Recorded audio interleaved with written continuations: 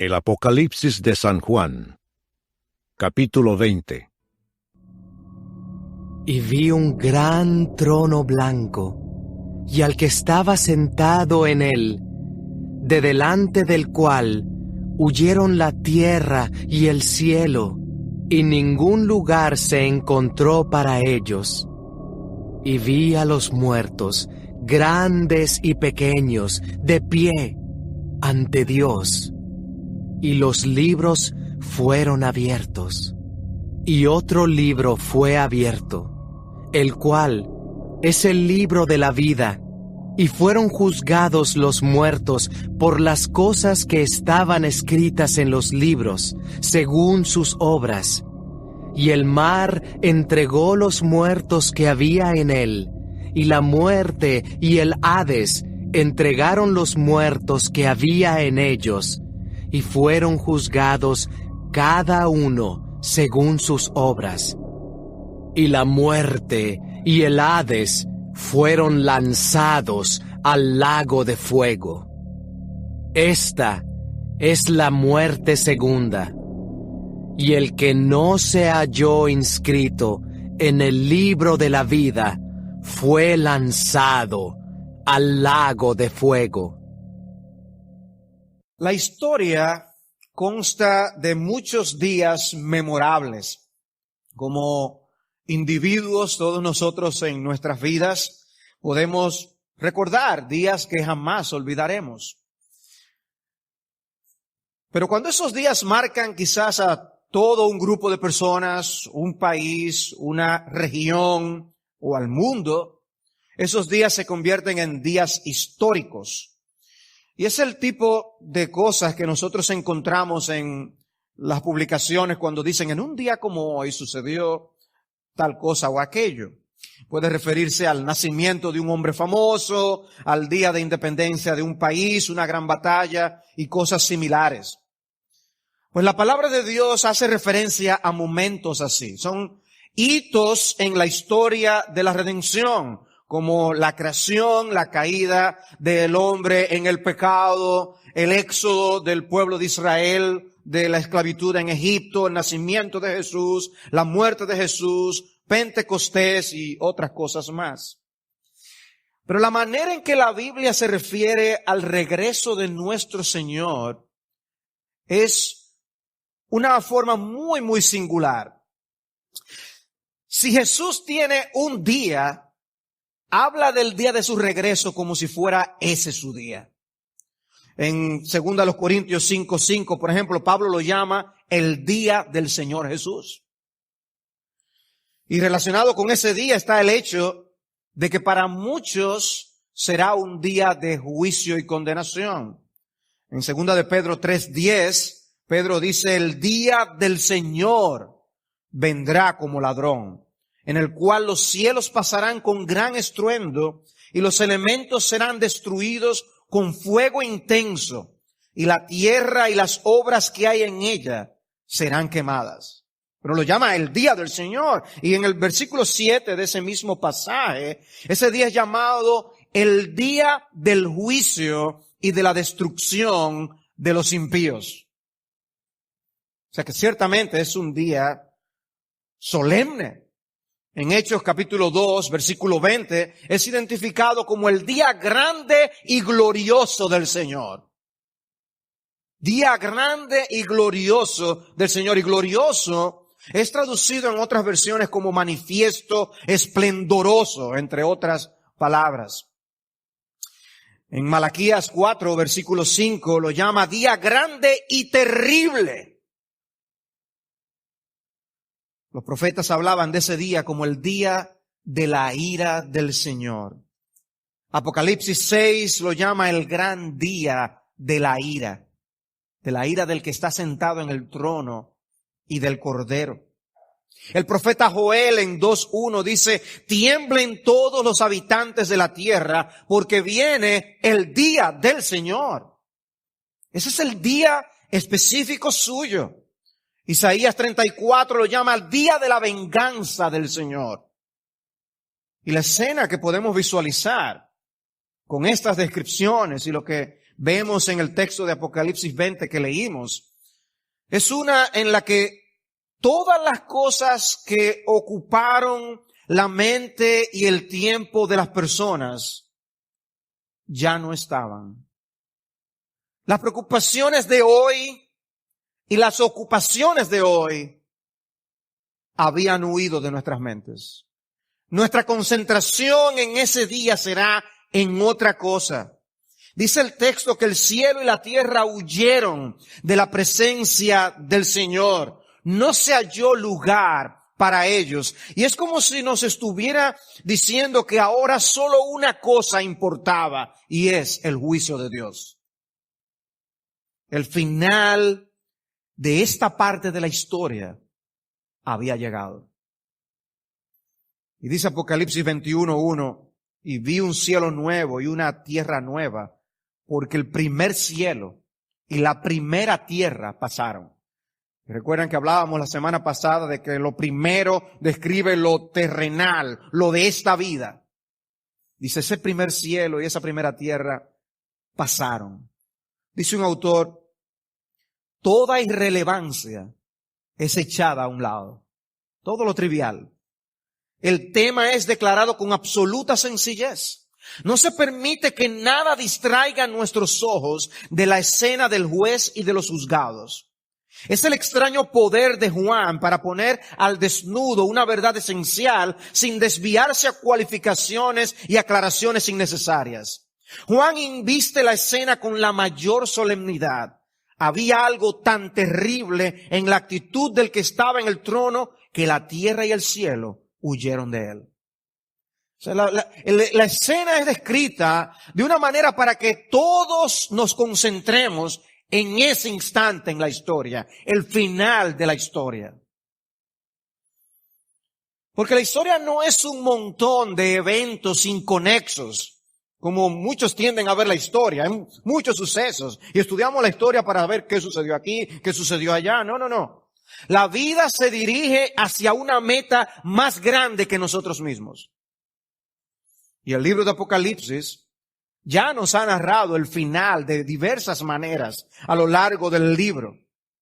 Y hoy lo veremos desde una perspectiva adicional, el juicio final. Y si yo le pudiera poner un subtítulo al mensaje principal de este sermón, sería la muerte, el juicio y la condenación. Y cada uno de esos será mi encabezado a lo largo de este mensaje. Así que veamos en primer lugar lo que este pasaje nos dice con respecto a la muerte. La muerte. No es un tema muy popular. No es un tema que uno escogería para normalmente estar meditando y reflexionando. Pero cualquier lectura superficial de este texto que nosotros leímos nos va a permitir ver que hay un énfasis con respecto a la muerte que no debemos ignorar. Por eso habla de la muerte y habla de los muertos. Si ustedes tienen el texto frente a ustedes, ustedes pueden ver que la palabra se menciona en el versículo 12. Y vi a los muertos, grandes y pequeños, de pie delante del trono. También dice, y los muertos fueron juzgados por lo que estaba escrito en los libros. El versículo 13 dice, y el mar entregó los muertos que estaban en él, y la muerte y el Hades entregaron a los muertos que estaban en ellos. El versículo 14, y la muerte y el Hades fueron arrojados al lago de fuego. Esta es la muerte segunda. O sea que el tema de la muerte es obvio que está incluido en un pasaje como este. La realidad, todos tenemos una cita con la muerte. Nos gustaría postergarla, preferiríamos evadirla, pero la verdad es que no podemos hacer nada al respecto. Tú y yo moriremos. El versículo 12 habla de los muertos grandes y pequeños. Y es una manera de incluirnos a todos, porque por eso la muerte ha sido llamada el gran nivelador, porque es que en ese momento todos somos iguales. Hayamos tenido mucho o poco, hayamos sido famosos o no, todos moriremos. No importa el estatus que tú hayas tenido en esta vida, Con la muerte todos somos puestos al mismo nivel en la presencia de Dios. No importa la familia de la que vengas. No importa si tú tienes mucho dinero o no. No hará diferencia. Por eso Cristo, al narrar la parábola del rico y Lázaro, simplemente dijo, y sucedió que murió el pobre y fue llevado por los ángeles al seno de Abraham, y murió también el rico y fue sepultado. Y murió. Murió el rico, murió el pobre, morimos todos. Nadie será tan grande como para poder comprar un escape del juicio de Dios. No habrá soborno, no habrá favoritismo. Nadie será tan pequeño como para pasar desapercibido y ser ignorado y, mira, la muerte se olvidó de mí. No, la muerte no se va a olvidar de nadie. Todos pasaremos por ello. Todos tenemos una cita con la muerte. No sabemos cuándo, no sabemos cómo, pero sí sabemos que viene. Sabemos, eso es una realidad indiscutible. Ahora, la pregunta es, ¿y cómo podemos prepararnos para la muerte? Porque un pasaje como este tiene la intención de que nos preparemos para un evento como ese. Bueno, una manera de nosotros aprender a conducir es practicando. Nosotros tratamos de buscar un lugar donde haya el menor tránsito posible, aunque hay algunos que prefieren soltar a la persona que está aprendiendo en el lugar más incómodo de todo para que se bautice en fuego. Pero la verdad es que buscamos un lugar tranquilo para que la persona se vaya familiarizando. Con la muerte no puede ser así. No podemos practicar. Ocurre una vez. No es como en las películas, que aparece alguien que muere y vuelve otra vez a la vida y vuelve otra vez. No. Morimos una vez, dice la Escritura. No hay práctica. Alguien que se encontraba frente a un pelotón de fusilamiento, le preguntaron si tenía un último deseo. Él dijo, sí, un chaleco antibalas. Pero la verdad es que todos nosotros nos enfrentaremos ante esa realidad. Ineludible, no podremos zafarnos de ese momento. Pero podemos prepararnos para esa muerte muriendo a nosotros mismos. El que quiera salvar su vida la perderá, dice Cristo. Pero el que la pierda por mí la hallará, decía él. La manera de prepararnos para la muerte es muriendo ahora para nuestros deseos, muriendo a nosotros mismos y vivir para la gloria de Dios. Pierde ahora tu vida en Cristo y la muerte tendrá otro significado para ti. Y como les decía, hay muchas cosas que no sabemos acerca de la muerte en general y de la nuestra en particular tampoco. Pero dejemos esas cosas en las manos de Dios y preocupémonos por prepararnos para cuando llegue ese momento, sea dentro de poco o dentro de mucho, no lo sabemos. Prepárate para tu encuentro con el Señor. Porque este texto sí nos enseña algo. No nos explica el cómo moriremos, pero sí nos dice lo que hay después de la muerte. Y este pasaje nos dice que después de la muerte hay un juicio. Tú y yo nos veremos cara a cara con el Señor. Dice Hebreos 9:27 en esas famosas conocidas palabras, está decretado que los hombres mueran una sola vez y después de esto el juicio. Eso es un decreto que ya Dios dio. Cualquier otra visión y perspectiva de la vida, de la muerte y de la eternidad es incorrecta. La cosmovisión bíblica es que esta vida termina en la muerte y luego hay un juicio. Algunos albergan la esperanza de que esto es todo y que la vida hay que aprovecharla y vivirla bien porque luego morimos, que no hay nada después de la muerte. Pero Jesucristo no piensa así. Habrá resurrección. Algunos piensan que quitándose la vida resuelven el problema. Lo único que hacen es complicarlo. Porque la Biblia dice que los muertos serán resucitados. Y es por eso que este texto nos presenta a esos que ya habían muerto de pie delante del trono de Dios. no permanecieron muertos. Fueron resucitados para comparecer ante el juicio de Dios. Oigan a Cristo. Juan 5:28. No os admiréis de esto, porque viene la hora en que todos los que están en los sepulcros oirán su voz y saldrán. Los que hicieron lo bueno a resurrección de vida y los que practicaron lo malo, ¿qué dice? A resurrección de juicio. Serán resucitados para comparecer ante el juicio de Dios. Nosotros percibimos una soberbia en los hombres al hablar en contra de Dios, en contra de Cristo, en contra de la ley de Dios, en contra del pueblo de Dios, que da la impresión de que no tienen la idea de que van a dar cuenta a Dios por esa actitud tan soberbia. Hablan con una actitud como si nunca se fueran a morir. Era Juan Carlos Ray el que decía que ante la vista del ataúd y de la tumba, no es fácil ser orgullosos. Porque nos recuerda cómo terminaremos. Nos recuerda que no estaremos aquí para siempre. Y nos recuerda que hay algo que hacer para prepararnos para la eternidad. Este pasaje nos habla de la muerte. Pero este pasaje nos habla adicionalmente también del juicio. De hecho, es su tema principal, el juicio de Dios. Dice el texto en el versículo 11, y vi un gran trono blanco. Habla explícitamente de juicio. El texto en el versículo 13 dice, y fueron juzgados cada uno según sus obras.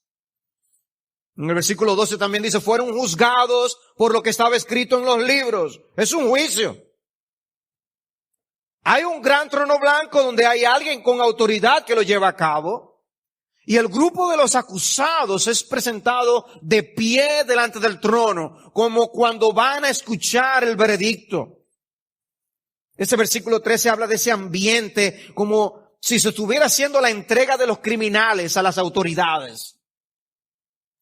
También se presentan los libros de las evidencias en los versículos 12 y versículo 15. Y dice que serán juzgados según sus obras. Se traen la colección de todas las evidencias. El caso está muy bien apoyado. Ese caso no se caerá. Y el versículo 15 nos presenta un veredicto final en ese juicio. Ese lenguaje que aparece en este texto puede que traiga a nuestras memorias, a aquellos que están familiarizados con los profetas, palabras en el libro de Daniel, en el capítulo 7. En Daniel capítulo 7, versículo 9 dice, yo seguí mirando hasta que se establecieron tronos y el anciano de días se sentó. Una figura del Señor Jesucristo en el Antiguo Testamento. Su vestidura era blanca como la nieve y el cabello de su cabeza como lana pura. Su trono llamas de fuego y sus ruedas fuego abrasador. Un río de fuego corría saliendo delante de él. Miles de millares le servían y miríadas de miríadas estaban en pie delante de él. El tribunal se sentó y se abrieron los libros. O sea, este texto en Apocalipsis 20 evidentemente está haciendo referencia a ese lenguaje de juicio de Daniel capítulo 7. Un capítulo donde, por cierto, se nos presenta a Cristo, el Mesías, como el triunfador final. La historia no terminará de otra manera que con Cristo reinando y los suyos reinando con Él. Que se hable de este gran trono blanco. Blanco que normalmente se relaciona, ¿no?, con la pureza. Este no va a ser un juez que se pueda comprar. No es un juez que torcerá la ley al juzgar. No tendrá favoritismo por ser alguien que él la ame o quiera cuidar o proteger. No. Es un trono puro. Y es un gran trono que habla de autoridad. Esta persona tiene autoridad para juzgar. Él es el Señor. En el Salmo 9, versículo 7, dice, el Señor permanece para siempre, ha establecido su trono para juicio, y juzgará al mundo con justicia, con equidad ejecutará juicio sobre los pueblos. De esa manera se presenta a Dios. No es la visión que normalmente las personas tienen de Dios, pero es la visión que la Biblia presenta acerca del Señor. Y el estándar del juicio no es nuestro.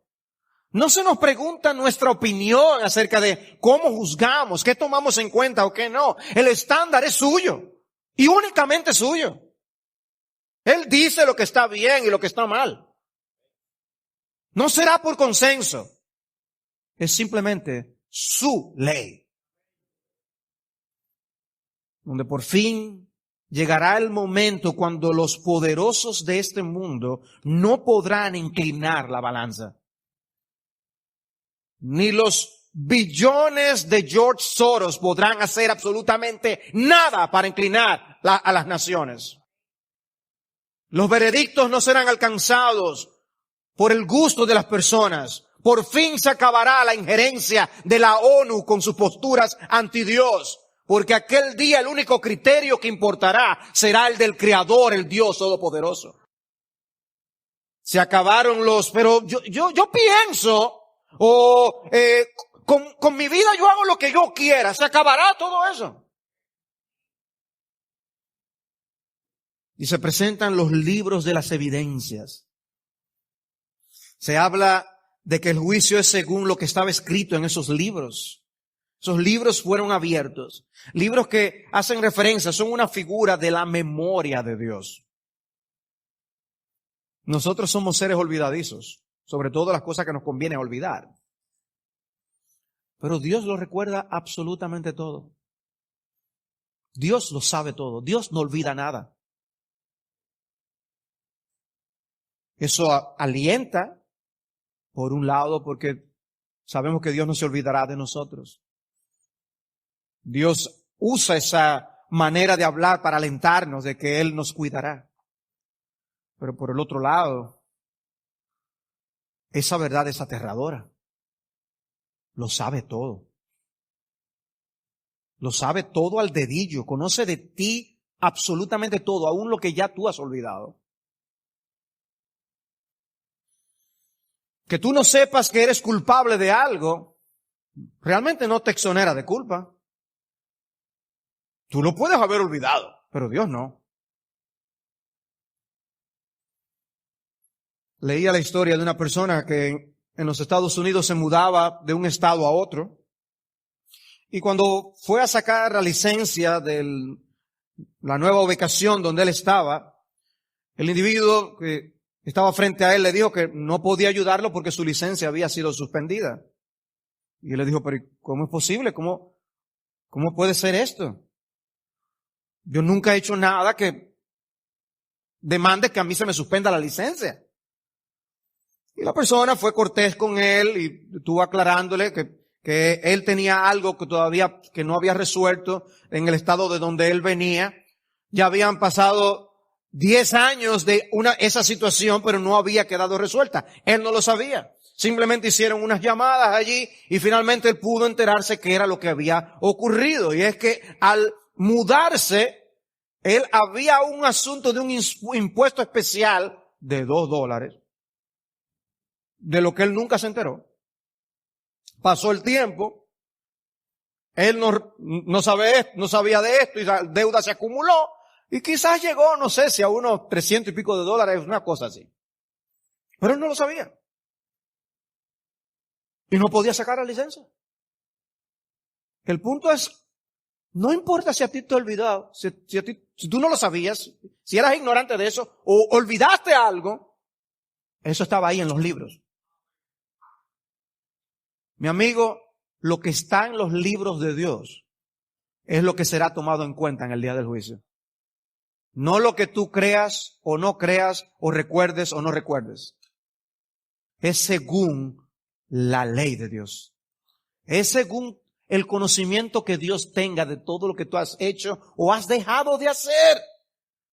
Tú podías pensar que es un error. Como sorprendido él actuó, pero no era ningún error. La evidencia estaba allí. Porque el juicio final no se enfocará en las buenas intenciones de una persona. El juicio final será en base a la realidad. Ahí estarán todos los hechos. Dios no puede omitir nada, no omite nada. La Biblia enfatiza que el juicio será por las obras. El Salmo 62:12, tú pagas al hombre conforme a sus obras. Proverbios 24:12, ¿no dará a cada hombre según su obra? Jeremías 17:10, yo el Señor escudriño el corazón, pruebo los pensamientos para dar a cada uno según sus caminos, según el fruto de sus obras. Y el último capítulo de Apocalipsis, Apocalipsis 22:12, he aquí yo vengo pronto y mi recompensa está conmigo para recompensar a cada uno según sea su obra. Según lo que tú hayas hecho en el cuerpo. Como dice Pablo en otro lugar, sea bueno o sea malo, seremos juzgados en ese juicio de Dios. ¿Cuántas cosas tú has hecho? Si te piden escribir un resumen de lo que tú has hecho en toda tu vida, vas a pasar trabajo tratando de recordar tantas cosas. ¿Cuántas cosas hemos hecho? Solamente en nuestra juventud, suficiente. Si Dios dijera, solamente voy a tomar una página de tu récord, y todo el resto es una enciclopedia británica, pero voy a coger una página, suficiente para condenarnos a todos. Llenamos ese libro.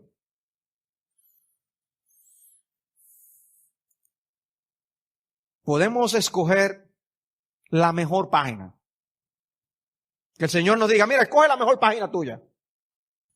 Y cuando esta, Señor, mejor esta. Con esa nos quemamos. Es que el Señor ve más allá de lo que nosotros vemos y consideramos y a lo que le damos importancia.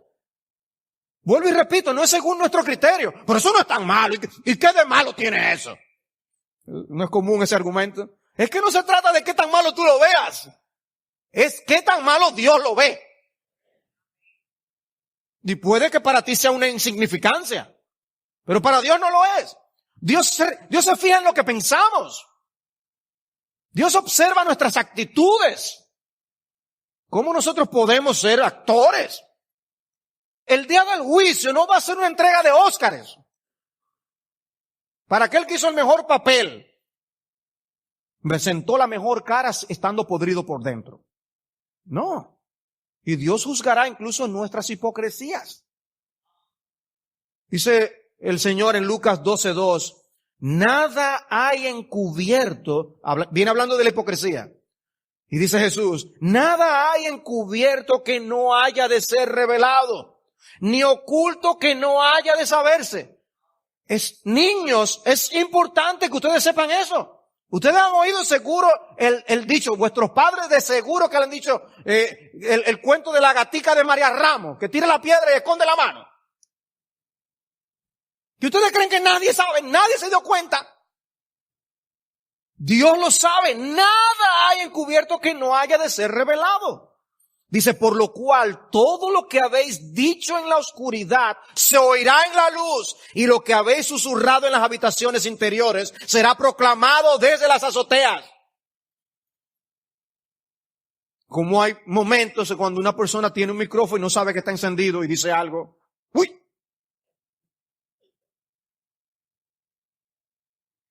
Tamaña sorpresa para el embajador británico con el comentario que hizo del presidente de los Estados Unidos. Él no pensaba que eso se iba a ser público.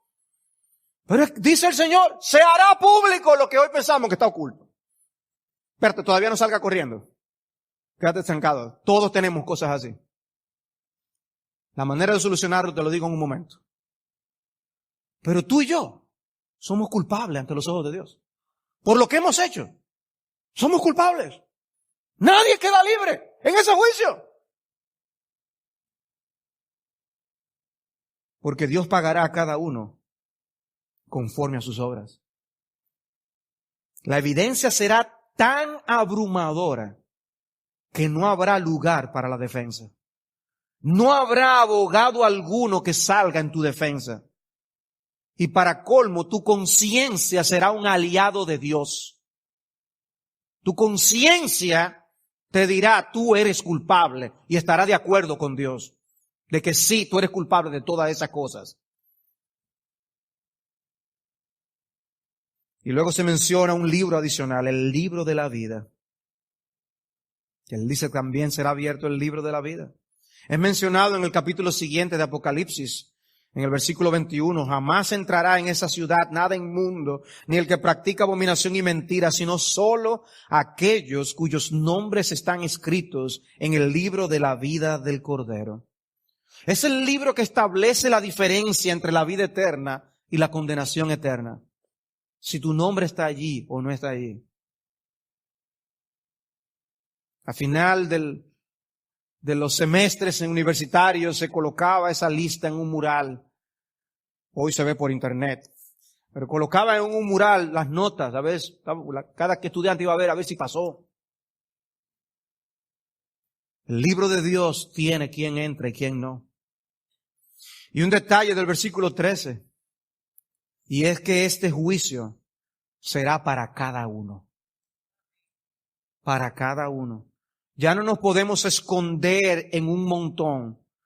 No pasaremos desapercibidos entre la multitud. Puede ser cuando hay un coro y uno ve a ese coro cantando, que hay alguien que está haciendo mímica y uno no lo sabe. Lo que Dios va a hacer en el día del juicio es ponerte a cantar un solo. Y se va a ver quién tú eres en realidad. Frente a frente, cara a cara, ante el Dios que todo lo sabe. Dice Eclesiastés 12:14, Dios traerá toda obra a juicio junto con todo lo oculto, sea bueno o sea malo. Y Hebreos 4:13, no hay cosa creada oculta a su vista, sino que todas las cosas están al descubierto y desnudas ante los ojos de aquel a quien tenemos que dar cuenta.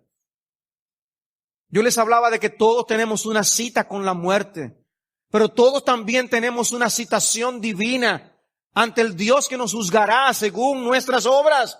Una orden de comparecencia, una cita ineludible. No habrá ausentes en ese día.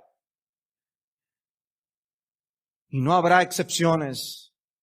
Nadie será pasado por alto. Nada será pasado por alto. Todas tus acciones e inacciones, todas tus palabras y tus pensamientos, aún las cosas que tú dejaste de hacer que debiste haber hecho, todas tus actitudes, todo.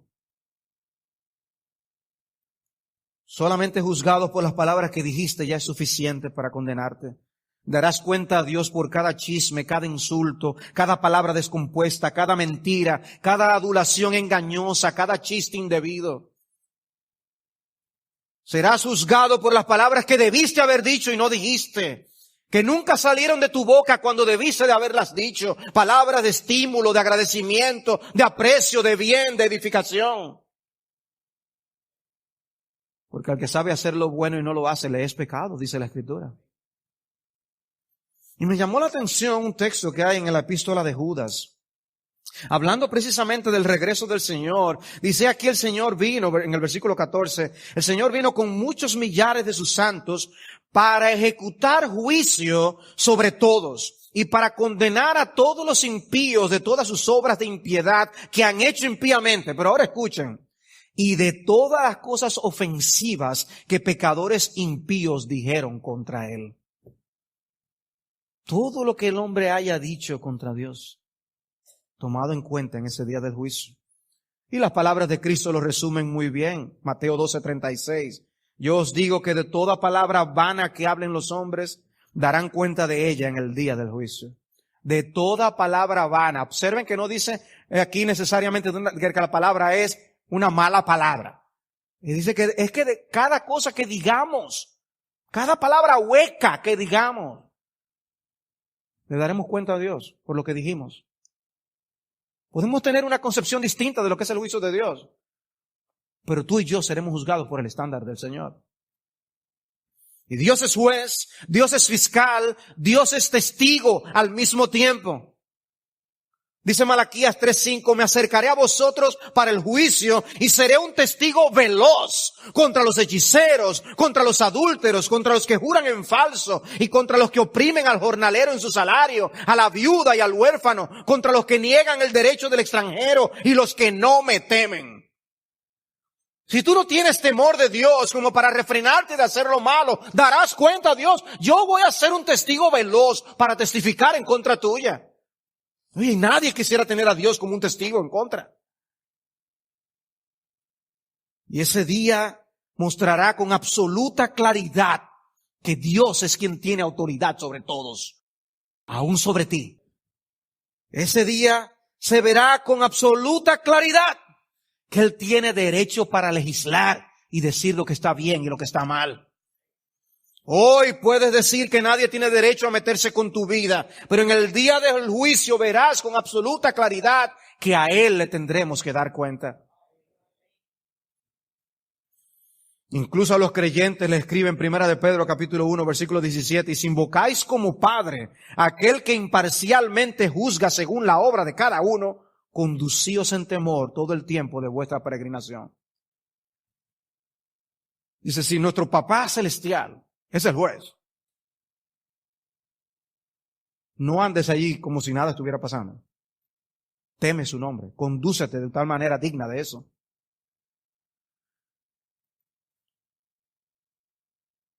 Solo Dios puede hacer algo con esa información que está en esos libros. Y tú y yo necesitamos que Dios haga algo. Pero pasemos a ver la última palabra. Hemos visto la muerte, el juicio. Permítame ver ahora la condenación. La condenación. Versículo 14. Dice, y la muerte y el Hades fueron arrojados al lago de fuego. Esta es la muerte segunda, el lago de fuego. Y el que no se encontraba inscrito en el libro de la vida fue arrojado al lago de fuego. Un momento muy solemne. ¿Han visto ustedes la solemnidad de los juicios cuando llega la hora del veredicto?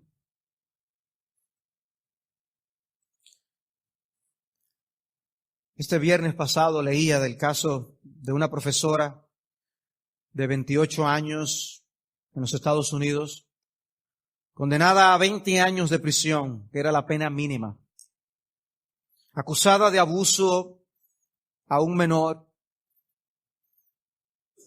y de otros cargos múltiples que aún involucraban a otros estudiantes. ¿Qué fue lo que sucedió? Bueno, hubo una primera etapa en la que ella era una profesora más.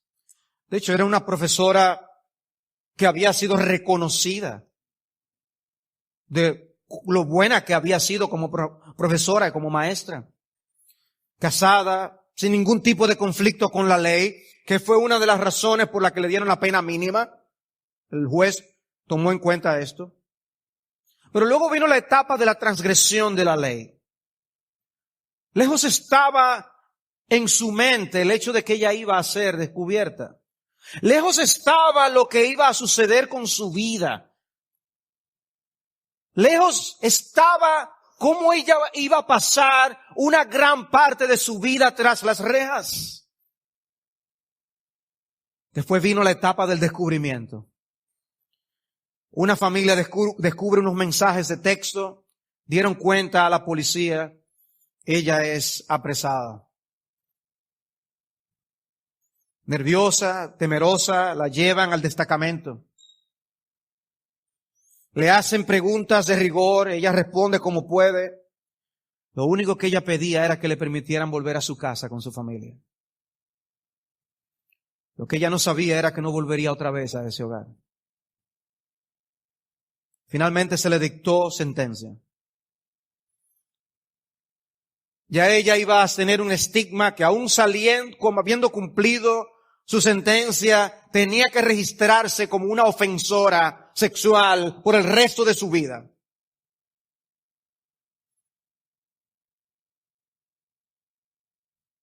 Fue declarada a 20 años de prisión. Los padres de la víctima tenían sus dudas de si el sistema haría justicia, porque es una profesora joven y hermosa. La madre rogó por la pena mínima y se la concedieron. 20 años. Hermanos, los juicios humanos pueden quedarse en un letargo, muchas veces ocurre. Son incidentados, pospuestos, pero nada impedirá que Dios pronuncie el veredicto final y haga cumplir sentencia en ese juicio. Sí hay promesa para los que confían en Jesús. Dice Romanos capítulo 8, por consiguiente no hay ahora condenación para los que están en Cristo Jesús. Pero esa misma declaración afirma lo contrario, afirma que sí hay condenación para los que no están en Cristo Jesús. Es un asunto de si estoy o no estoy en Cristo Jesús. Eso hace toda la diferencia. Porque Cristo fue claro, la Biblia es clara en cuanto a lo terrible de la sentencia de Dios contra aquellos que no abrazan a Jesús por la fe para el perdón de sus pecados. Dice Mateo 13:49, así será en el fin del mundo. Los ángeles saldrán y sacarán a los malos de entre los justos y los arrojarán en el horno de fuego. Allí será el llanto y el crujir de dientes. ¿Quién es Jesús para ti?, preguntan las personas. Sí, Él es un gran maestro. Pero cuando les hablamos de lo que Jesús enseñó y dijo, entonces ellos escogen otro tipo de Jesús que no es el que enseña las Escrituras. Mi amigo, déjame decirte algo.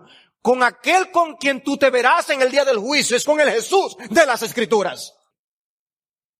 Y dice la Escritura que todas rodillas se doblarán ante Él, incluyendo las tuyas. Pero hoy hay esperanza en Jesús. Puedes venir a Él y recibir el perdón de tus pecados.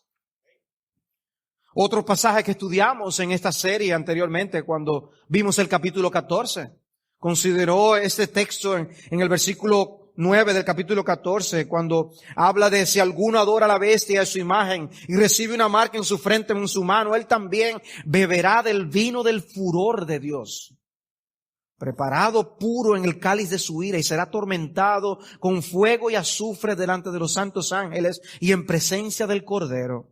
Y el humo de su tormento asciende por los siglos de los siglos, y no tienen reposo ni de día ni de noche. ¡Qué terrible descripción! Y si tú piensas que es horrendo este castigo, ¿estás de acuerdo con el Señor? Es horrendo. Dice Hebreos capítulo 10, versículo 31, horrenda cosa es caer en manos del Dios vivo. Es horrendo. Es algo horrendo de lo que hay que hablar para que nos seamos librados. Busquemos la única solución en Cristo Jesús. Es horrendo para que nosotros podamos ver la solemnidad del momento. Es horrendo porque luego de anunciada esa sentencia no hay marcha atrás. No hay anulación. No hay otra suprema corte a la que podamos ir para apelar nuestro caso, porque el Dios supremo habrá dictado sentencia. Y precisamente esa naturaleza final de ese veredicto es una de las cosas que lo hacen tan terrible. No habrá segundas oportunidades. En esta vida podemos tener segundas, terceras y más, pero no en aquella ocasión. El juicio de Dios no será así.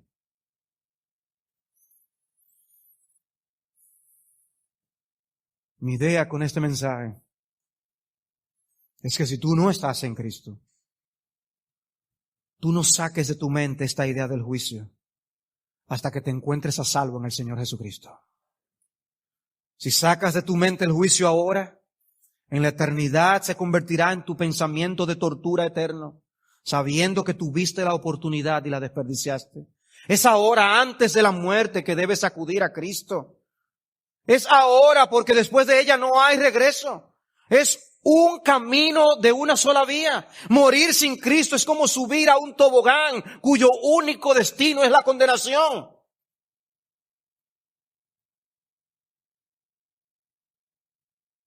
Hechos 17, Pablo predicando a los griegos Dice, Dios declara, Dios manda a todos los hombres en todas partes que se arrepientan. ¿Por qué? Porque ha establecido un día en el cual juzgará al mundo en justicia. Y dice que lo hará por medio de Jesucristo. Y en Mateo 16, Cristo mismo dijo en el versículo 24, Jesús dijo a sus discípulos, si alguno quiere venir en pos de mí, niéguese a sí mismo, tome su cruz y sígame. Porque el que quiera salvar su vida la perderá, pero el que pierda su vida por causa de mí la hallará. Pues qué provecho obtendrá un hombre si gana el mundo entero pero pierde su alma. ¿O qué dará un hombre a cambio de su alma? Porque el Hijo del Hombre ha de venir en la gloria de su Padre con sus ángeles y entonces recompensará a cada uno según su conducta. El mismo Cristo que tú has rehusado honrar, en quien te has rehusado creer, Él mismo será tu juez. Pero hoy Él te recibiría con su gracia y con su perdón. En aquel día únicamente con su justicia. ¿Qué decisión tú vas a tomar? Es por eso que vemos a Dios en las Escrituras presentándose ante los hombres y diciendo, os he puesto delante de vosotros hoy la vida o la muerte. Escogeos pues la vida. La única manera de evitar que el veredicto de condenación ante el gran trono blanco llegue a ti es acudiendo hoy por la fe al trono de la gracia. Para que no se convierta en un trono de justicia. En los días de los pioneros norteamericanos, cuando los hombres veían un incendio en las praderas, ¿qué hacían? Ni siquiera podían huir en los caballos más veloces. Lo que ellos hacían era encender un fuego en un lugar de esa pradera, esperar que se quemara y luego colocarse encima de pie en ese lugar. De esa manera, como el pasto no se quema 2 veces, así ellos eran librados. En la cruz del Calvario murió Jesús, el Hijo de Dios. Y la ira de Dios recayó sobre Él por el pecado de los hombres. Ese pasto, ese bosque se quemó donde estaba Jesús. Y a menos que tú te coloques en ese lugar, en la cruz del Calvario, no podrás jamás ser protegido del lago que arde con fuego y azufre. Acude a Cristo. Refúgiate en Cristo hoy y serás librado. ¿Recuerdan lo que veíamos la semana pasada? Bienaventurado y dichoso es aquel que es librado de la muerte segunda. Es por esa razón. Y hermanos, nosotros tenemos motivos de profundo gozo, de gratitud, agradecimiento, alabanza y obediencia a nuestro Señor. ¿No sientes tú el alivio en Cristo de que ese no es nuestro destino? Alabado sea el nombre del Señor que nos ha librado, no por nada bueno en nosotros, sino por su inmensa bondad. Por eso no se justifica que vivamos vidas mediocres para el Señor. No se justifica que nosotros nos tomemos la vida para nosotros en vez de rendirla a sus pies para que haga con nosotros como Él quiera. Pero ¿saben qué dice el Señor? Que hay muchos que se perderán simplemente por su terquedad. Dice Romanos capítulo 2 versículo 5, mas por causa de tu terquedad y de tu corazón no arrepentido, estás acumulando la ira para ti en el día de la ira y de la revelación del justo juicio de Dios, el cual pagará a cada uno según sus obras. Pero dice, ¿por causa de qué? De tu terquedad, de no querer dar tu brazo a torcer, de no querer humillarte ante Dios, de no reconocer su autoridad sobre ti. ¿Perderte por tu terquedad? ¿Recuerdas el caso de la profesora que mencionaba? Hay una parte de la historia que yo no conté. Y es lo referente a la actitud de los padres de las víctimas. La amargura expresada en el juicio fue profunda, manifestando que no estaban dispuestos a perdonarla y deseando en venganza que cosas malas le sucedieran a ella. Que Dios nunca te dé hijos. Y hablándole en esa actitud. Amados, El asunto es que en el día del juicio del gran trono blanco, si no se arrepienten, serán condenados todos ellos.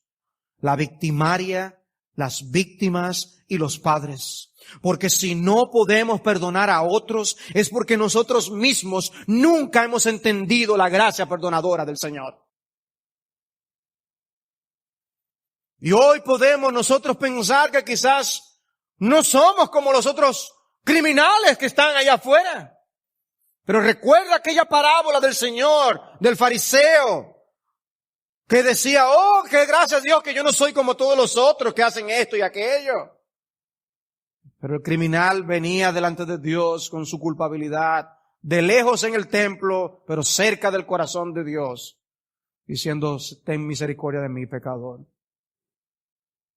Y Dios ve esa actitud para perdonar todos nuestros pecados. En el juicio de Dios, la única manera de no ser condenados no es no haciendo nada malo, porque eso es imposible. Todos hemos pecado. La única manera es arrepintiéndonos de nuestros pecados y suplicando al cielo su perdón. No creyéndonos justos, ni justificando nuestros estilos de vida, sino admitiendo, confesando y pidiendo perdón. Algo tiene que pasar. Cristo decía, si tu mano te es ocasión de caer, córtala. Mejor te es entrar en la vida manco que teniendo las dos manos ir al infierno, al fuego inextinguible. Y si tu pie te es ocasión de caer, córtalo. Mejor te es entrar cojo a la vida que teniendo los dos pies ser echado al infierno. Y si tu ojo te es ocasión de pecar, sácatelo. Mejor te es entrar al reino de Dios con un solo ojo que teniendo dos ojos ser echado al infierno. Y evidentemente Cristo no está hablando de hacer nosotros cirugía, cada uno de nosotros con nuestro cuerpo. Está diciendo, toma todas las medidas que sean necesarias para evitar ese horrendo lugar de condenación. Evita a toda costa que tengas que escuchar las palabras de Cristo, apartaos de mí, malditos, echadlo a las tinieblas de afuera, donde será el lloro y el crujir de dientes. Cristo en su misericordia llamando a los pecadores a refugiarse en Él por arrepentimiento y fe. No tienes por qué caer al infierno. Con un Cristo tan perdonador, con un Cristo tan magnífico en su gracia para recibir a pecadores, no importa el más vil de los pecadores, no hay razón para que tengas que condenarte en el infierno. Ven hoy a Cristo sin tardar hoy. Decía Jonathan Edwards, el puritano, si nuestras vidas no son un viaje al cielo, serán entonces un viaje al infierno. ¿A dónde te diriges? Tienes una cita ineludible con la muerte y con el juicio. La pregunta es, ¿estás preparado? Ten misericordia de ti mismo y no lo dejes para cuando sea ya demasiado tarde.